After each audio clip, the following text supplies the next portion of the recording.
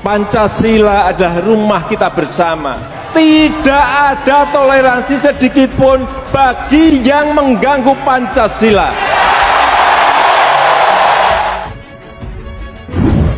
Ulama, tokoh dan tokoh Jawa Barat menyampaikan seruan bersama yang ditujukan kepada Presiden Republik Indonesia, Saudara Joko Widodo, menerapkan syariah Islam secara kafah melalui sistem khilafah ala minhajun nubuwah. Jadi jangan didengar manusia PKI atau ustadz-ustadz kader radikal yang memang ingin membuat kegaduhan di negara ini.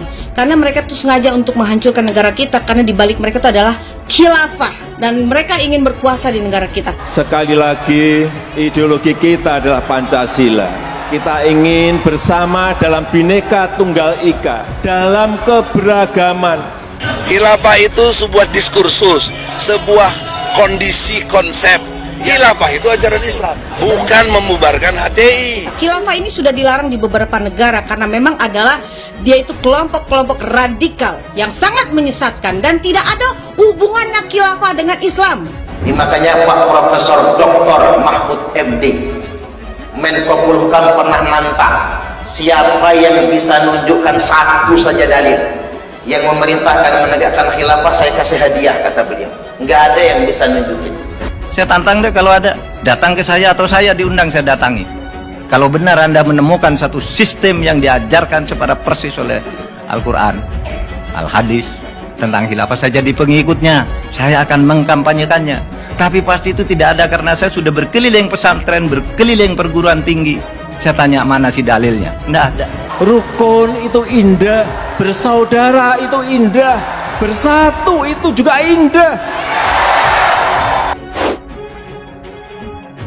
Menuntut kepada Presiden Republik Indonesia untuk mengambil Islam sebagai solusi.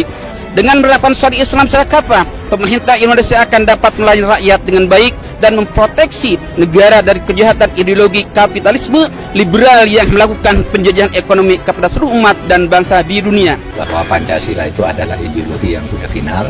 Bahwa dasar negara kita, ideologi kita Pancasila, NKRI, Bhinneka Tunggal Ika, Undang-Undang Dasar 1945 sudah final, harga mati dan tidak bisa diganggu gugat. Kalau pemimpinnya dari wong desa, dari Solo, saudara merayat, kira-kira bisa tegak seperti Khalifah Umar ini atau tidak, saudara? Tidak. Mau saya tabok di mana? Saya udah 4 tahun begini sabar. Ini hanya ada ketika di dalam kepemimpinan khilafah persatuan yang adil ini, saudara. Karena itu Presiden segera mengaktifkan kembali FPI dan HTI. Pengkhianat bangsa, sudah seharusnya kau mendekam di dalam penjara. Dan Allah sudah menunjukkan di hadapan kita siapa-siapa penjual agama yang menghancurkan Islam itu sendiri. Jadi Islam itu hancur bukan karena orang non-muslim, tapi dari orang Islam itu sendiri. Saya yakin kita semua berkomitmen untuk meletakkan demokrasi yang berkeadaban, yang akan membawa Indonesia menjadi Indonesia maju, adil dan makmur. Maka ini semakin menunjukkan bahwa rezim Jokowi ini adalah rezim anti-Islam. Allahu Akbar. Allahu Akbar. Sejumlah agenda Presiden dalam kunjungan selama 7 hari itu pun menyita perhatian di media sosial, termasuk saat Presiden jadi imam sholat di Afghanistan. Yang mempermasalahkan Pancasila. Tidak ada lagi orang Indonesia yang tidak mau berbhinneka tunggal ika. Pemerintah sudah menekan Perpres nomor 82 tahun 2021 tentang pendanaan penyelenggaraan pesantren. Ini disampaikan oleh Wakil Presiden Ma'ruf Amin yang menyebut hal ini adalah bentuk nyata membantu pesantren mengembangkan pendidikan.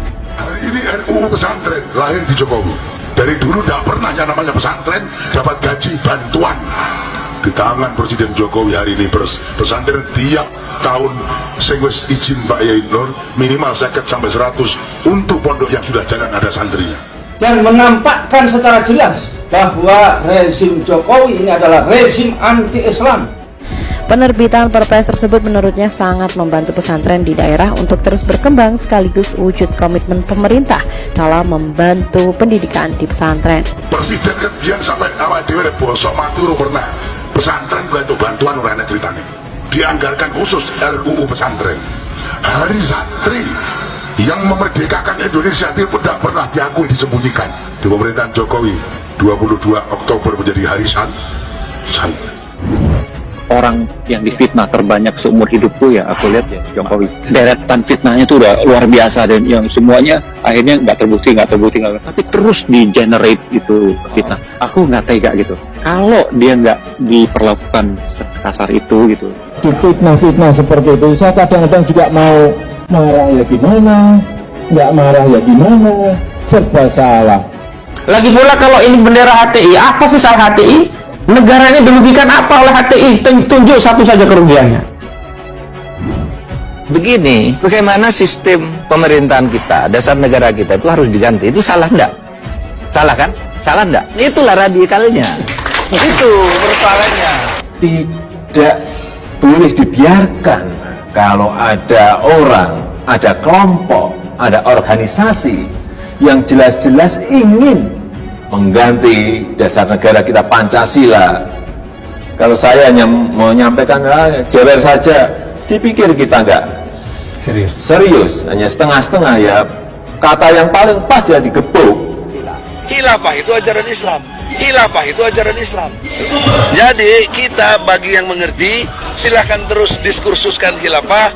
Khilafah itu jualan orang, Bapak Ibu. Saya kasih tahu cara jawabnya. Tidak ada satupun dalilnya dalam Al-Quran dan hadis yang memerintahkan menegakkan khilafah. Itu jawabannya. Tidak ada lagi orang Indonesia yang tidak toleran terhadap perbedaan. Tidak ada lagi orang Indonesia yang tidak menghargai penganut agama lain, warga suku lain dan etnis lain. Di dalam Islam ada ajaran tentang khilafah, tapi tidak ada di dalam Islam itu ajaran tentang sistem khilafah. Saya nasihatkan kepada Bapak Mahfud MD itu yang kemudian menafikan khilafah. Makanya Pak Profesor Dr. Mahfud MD Menko Polhukam pernah nantang, siapa yang bisa nunjukkan satu saja dalil yang memerintahkan menegakkan khilafah, saya kasih hadiah, kata beliau. Nggak ada yang bisa nunjukin. Ini buat jualan.